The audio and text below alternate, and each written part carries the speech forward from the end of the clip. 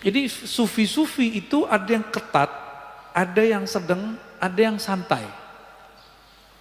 Tasahul, ada yang tawassut. Sufi yang ketat kayak tadi. Ada orang sombong karena dia punya rumah, disuruh jual rumahnya, sedekahin duitnya.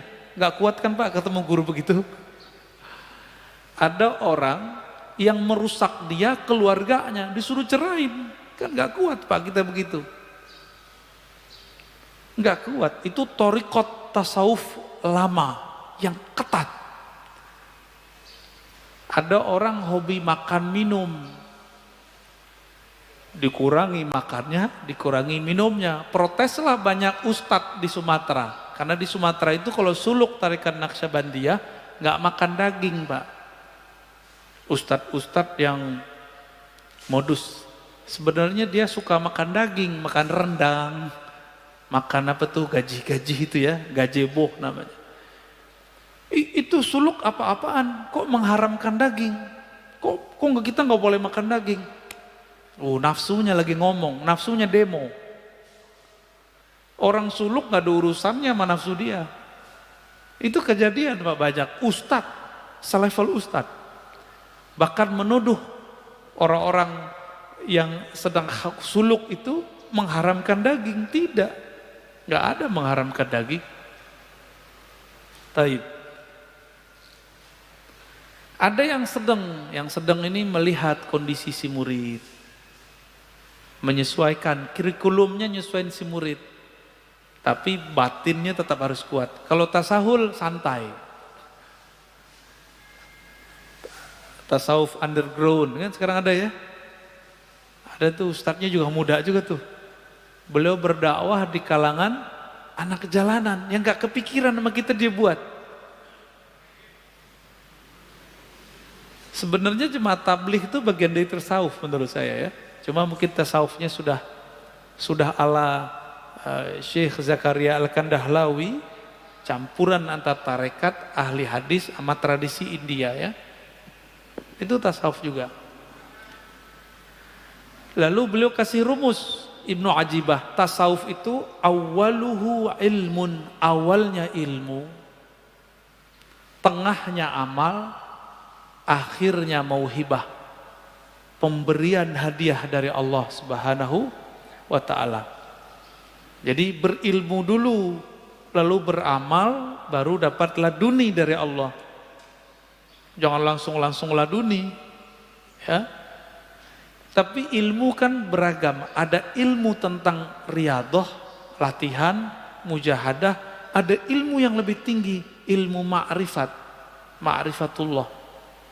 Ini ilmu juga, nanti amalnya juga mirip-mirip tapi hasilnya beda. Ilmu ma'rifat membuat seorang murid menjadi wali Allah, sedangkan ilmu riyadah paling tinggi menjadi mursyid. Mursyid itu ada yang wali, ada yang tidak wali ya, mirip-mirip kayak psikolog cuma agamis. Kalau mursyid itu mirip sama psikolog, bisa menerapi kolbu. Kalau wali belum tentu. Wali ini ada yang bersembunyi dengan penampilannya yang biasa-biasa aja. Dan saya sudah sering mengatakan walinya sufi itu soleh-soleh Pak, pakai serban, mungkin pakai kopiah, penampilannya soleh lah. Itu wali sufi. Ada wali namanya wali majzub, kayak Wan Sekhan. Jadi Wan Sekhan itu bukan sufi, jangan disebut beliau sufi, enggak, dia enggak sufi. Maka tidak ada tarekat sufi yang membuat orang seperti Wan Sekhan. Itu namanya wali majzub. Wali yang kolbunya, ruhnya ditarik oleh Allah Subhanahu wa ta'ala dari cinta dunia menjadi hanya cinta kepada Allah. Maka orang cinta kan kasmaran. Orang kasmaran ya seperti orang gila, tapi bukan gila. Yang faham gak akan menyebut dulu pikiran. Dan harus diluruskan, Wan Sekhan bukan sufi. Bukan wali sufi, tapi dia wali majzub. Jadi kalau ada orang menuduh, ini nih wali sufi ini gila, dia nggak ngerti sufi itu apa. Wali sufi itu kayak Abah Anom, Tajul Arifin ya, kayak Abah Sekumpul, Kayak Mbah Asrori dan ayahnya Mbah Ishaq. Mbah siapa lagi nih? Mbah Ahmad Sukanta di Banten. Nah, itu wali sufi namanya. Syekh Nawawi Al-Bantani. Itu wali sufi, rapih. Enggak abrakan.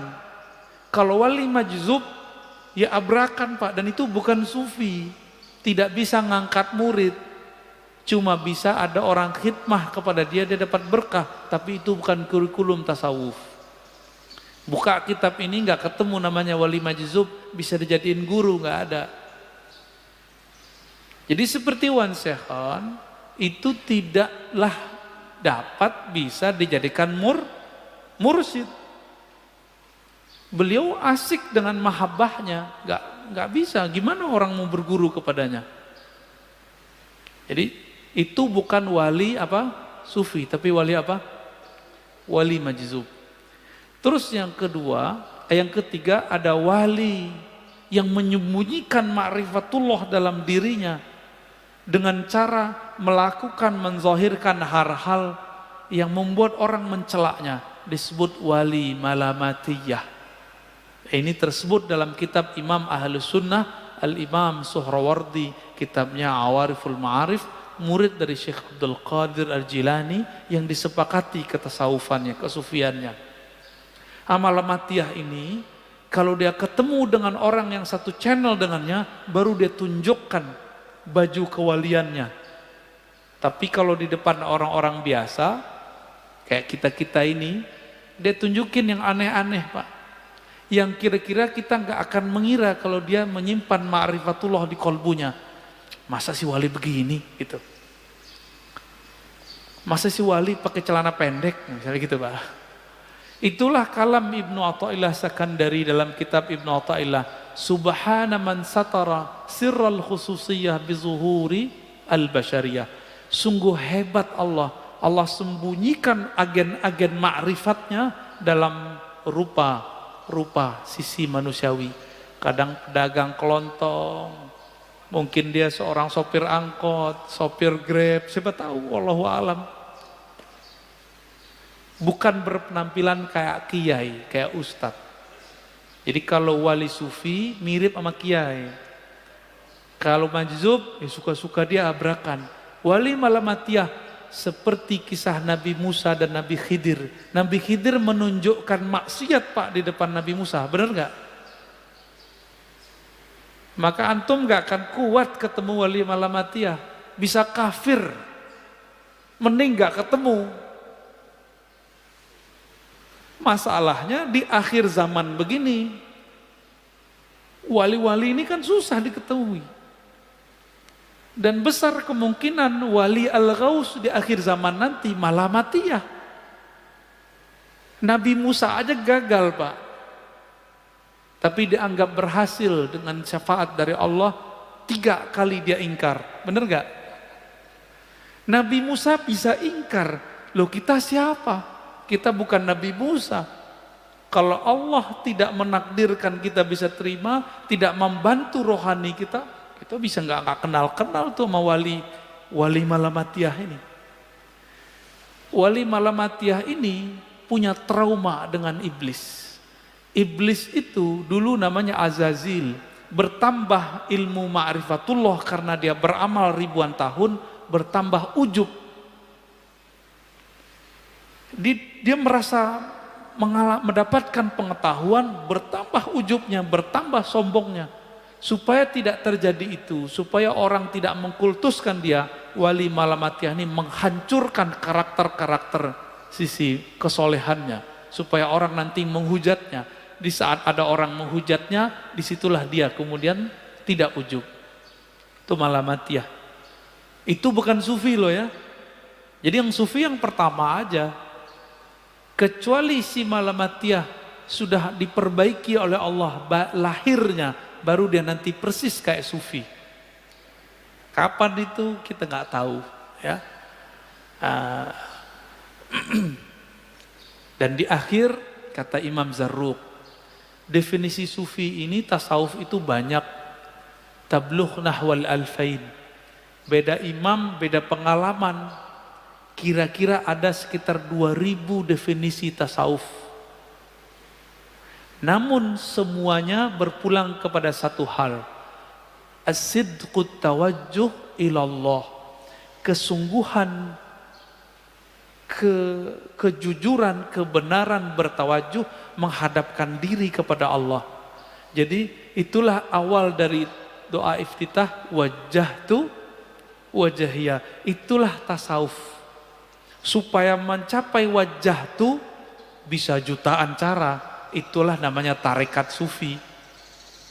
Jadi tarekat sufi itu bagaimana koneksi si hamba saat mengatakan wajjahtu wajahiyah. Tadi waktu baca doa iftitah nyambung nggak kepada Allah? Enggak kan? Karena belum punya torikotnya. Ya, belum punya sidqut tawajuh. Lisannya ngomong, kolbunya nggak ngikut. Yang disebut sidik, lisan mengatakan wajjahtu, kolbunya langsung berkiblat kepada Allah Subhanahu wa ta'ala. Berdasarkan itu, kata beliau, apapun kata orang tentang kezindikan tasawuf itu bersumber dari kebodohan mengenai hakikat tasawuf. Ya, jadi tolong sama-sama kita luruskan pemahaman ini. Ya, kira-kira itu.